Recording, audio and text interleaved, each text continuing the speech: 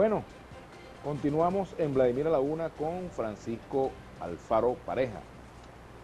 Francisco, te preguntaba, tú eres especialista en el tema de mediación de conflictos, ¿en qué etapa del conflicto venezolano nos encontramos? Si se pudieran definir etapas de los conflictos políticos y sociales en una nación Mira, o entre naciones. usualmente los conflictos surgen cuando no hay coincidencia, fundamentalmente bien sea en los objetivos a alcanzar o en los intereses, ¿no? En Venezuela, evidentemente, hay una falta de coincidencia en los objetivos porque de alguna manera la Carta Magna, que es la Constitución del año 99, en muy poco periodo de tiempo ha sido espacio común tanto para el gobierno como para la oposición. Es necesario decir que entre el año 99 y el año 2006 aproximadamente, un sector importante de la oposición no comprendió que, bueno, que al poder había llegado una nueva élite política con un proyecto que estaba plasmado en la Constitución del año 99.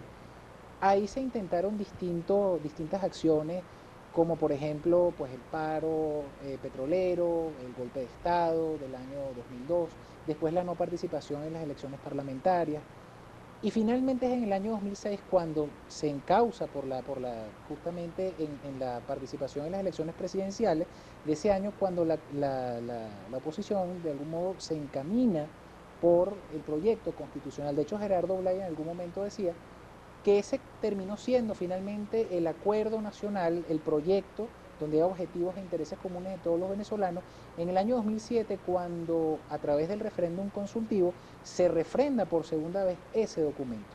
Sin embargo, a partir de ese mismo año, fíjate tú que no es un espacio muy grande, del 2006 al 2007, el presidente Chávez comenzó a hablar del Estado comunal, del socialismo del siglo XXI, de la unión cívico-militar, y todos esos elementos no están dentro de la Constitución, ¿no? ¿Dónde arranca el conflicto? Bueno, evidentemente cuando a lo largo de todos esos años se comienzan a aplicar medidas a través de habilitantes, de decisiones, de decretos, donde se va incorporando ese proyecto constitucional que fue rechazado en el año 2007 y se va incorporando todas estas instituciones y paradigmas, ¿no? Entonces, claro, con preocupación ya se veía venir, ya se venía advirtiendo de que muchas de estas cosas se venían generando y no se tomó en cuenta. ¿Dónde se genera ese cénit o ese quiebre que le da un aspecto diferenciador al conflicto actual? Bueno, cuando en el año 2015 uno de los poderes públicos comienza a estar en manos del otro sector político, es decir, en manos de la oposición.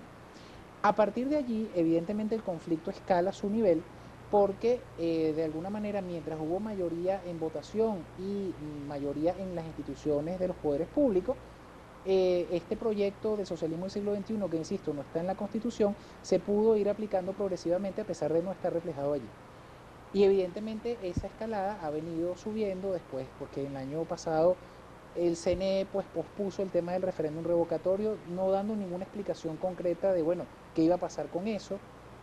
Cuando no se hizo una nueva elección en el caso de los diputados de Amazonas, en caso tal de que se haya confirmado fraude, como se declaró, no se hicieron esas elecciones.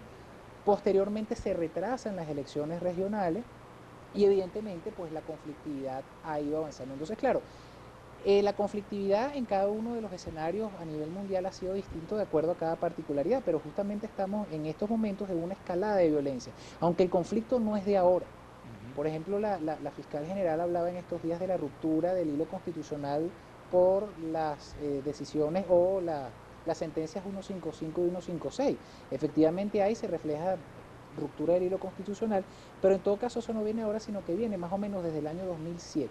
Lo que pasa es que ha sido muy progresivo, muy lento, pero evidentemente esa violación a las reglas de juego que han sido refrendadas en dos ocasiones, no es cualquier cosa. Las reglas de la Constitución han sido refrendadas en dos ocasiones. Tú puedes tener discusión sobre los proyectos. Bueno, mira, yo estoy de acuerdo con un proyecto de socialismo del siglo XXI, o yo estoy de acuerdo más con un Estado liberal y de alternabilidad política, pero eso en todo caso se tiene que someter, en última instancia, a un referéndum consultivo, etcétera, pero lo que está vigente que es la Constitución del año 99. Entonces, claro, cuando no hay coincidencia en esas reglas de juego, donde por ejemplo aquí se establece que hay que jugar fútbol, pero entonces uno se pone a jugar béisbol diciendo que está jugando fútbol, evidentemente eso va a generar un conflicto. Y la escalada de violencia ahorita es esa. Estamos en uno de los momentos más delicados de los últimos 20 años a nivel de la conflictividad política. ¿Es controlable la violencia en un momento como el que vivimos? Mira, depende de la voluntad de los actores políticos para controlarlo. Es decir, ¿por qué la violencia ha aumentado en los últimos meses o en las últimas semanas fundamentalmente? Bueno, sencillamente porque ha habido pues una cercenación de un derecho que está establecido en la Carta Magna de, de un grupo del país que representa a un sector político fundamental de trasladarse hasta una institución a llevar una demanda o una solicitud. En la Constitución se establece que existe el libre tránsito y además el derecho a la protesta pacífica.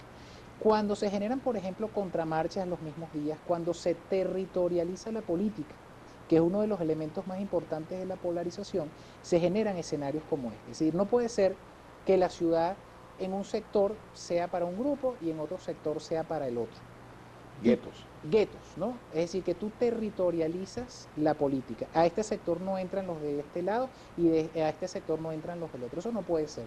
Eso es un elemento que ha sido muy utilizado durante todos estos años como un factor de la polarización política, lo cual genera réditos desde el punto de vista electoral, pero que al final genera violencia de este estilo. Y hemos visto excesos terribles en estos últimos días. Pero fíjate, Francisco, a la luz de las experiencias internacionales, ¿en qué ha derivado en otros países estos guetos? Bueno, mira, el tema es que cuando tú territorializas la política, efectivamente esto empieza a tener consecuencias más allá de eso. Es decir, no es solamente un tema de guetos, sino que efectivamente se comienza a estigmatizar la participación de un sector en algunos terrenos, como por ejemplo esto, que un grupo político pueda llegar a una institución y sencillamente introducir una demanda, ¿no? No debemos olvidar también que hay un conflicto actual entre los poderes públicos, el cual no ha sido resuelto. Eso está generando una anomia terrible desde el punto de vista del funcionamiento de los poderes públicos y al mismo tiempo se está generando un factor adicional, quizás el más peligroso de todos. O sea, evidentemente todos son peligrosos, pero quizás el más peligroso tiene que ver con el componente militar, con la Fuerza Armada Nacional. Recordemos que la Fuerza Armada Nacional, este no es mi tema de especialización, lo he estudiado tangencialmente, pero evidentemente responde a unas líneas de mando, responde a una obediencia debida dentro del marco constitucional.